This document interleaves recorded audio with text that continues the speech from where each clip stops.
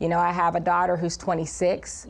I have a son who's 22, and I have another son who's 17. 6'5". Y'all pray for me, okay? Because it's kind of cute. Anyway, but I was talking to my daughter Jasmine a couple of days ago, and I said, you know, when you all were growing up, because you have to understand, I have 2 children that are biracial. You know, they're black mixed with white.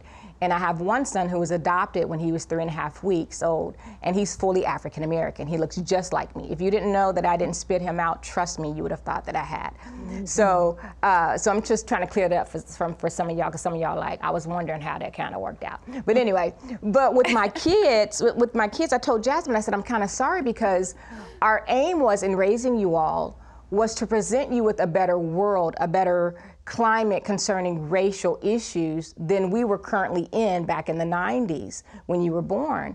And I said, I'm sorry that this is what you're having to deal with even still, with all of our desires and all of that. And she said to me, she said, but you didn't fail. She said, because even now, because of how you raised us, I have great sister girls that are black and some that are white, some who are biracial. I have great guy friends who are white and who are black, and so does my brothers.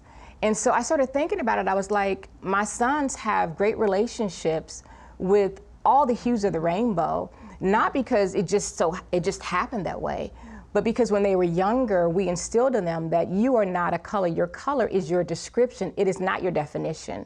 And God made no mistakes when he made you.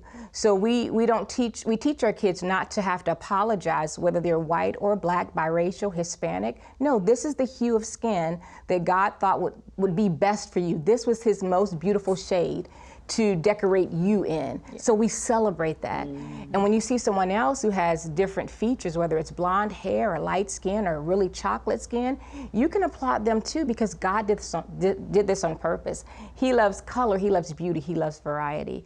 And so we've taught them that from the time that they were younger. And this is the thing that they have not departed from.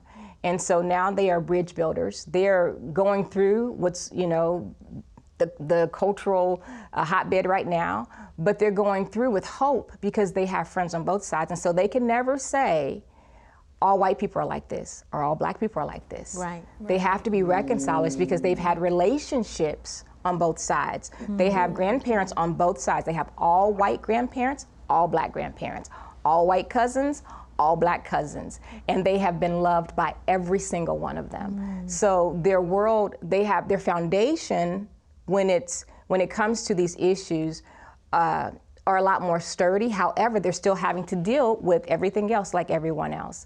And so what I'm saying to you is what you instill in your children matters. And if you can affect the seed, then you have a say-so on the tree that's coming forth and the fruit that comes from that tree. And so I believe as parents, we have a great responsibility. And if you feel like you've missed a window, then jump in now. There's still things you can do now to affect change. Hi everybody, I hope you enjoyed this video. Subscribe today and you'll never miss a new upload. Thanks for being a part of our Better Together community.